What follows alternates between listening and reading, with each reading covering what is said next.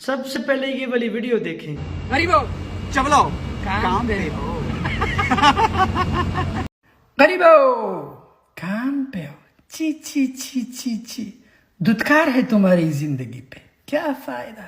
اچھا، اس بندے کا کام ہی یہ ہے کہ غریبوں کو حقیر اور کم تر سمجھنا، غریبوں کی بے عزتی کرنا، اور بھی کئی سارے لوگ ہوتے ہیں جو غریبوں کو برا سمجھتے ہیں، اور جو بھی ان کے فالورز ہیں اس کو اچھا سمجھتے ہیں۔ ان سب کے لیے میں کریم علیہ الصلوۃ والسلام کا ایک فرمان اور پیغام لے کر آیا ہوں، آپ کو سنانے لگا ہوں۔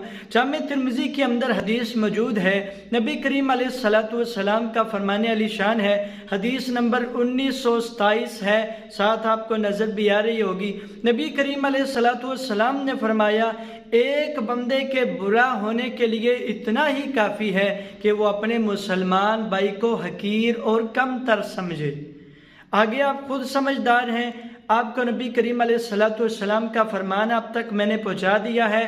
میرا کام ہے نبی کریم کا فرمان آپ تک پہنچانا، آپ کا کام ہے اس پر عمل کرنا، اس کو آگے شیئر کرنا۔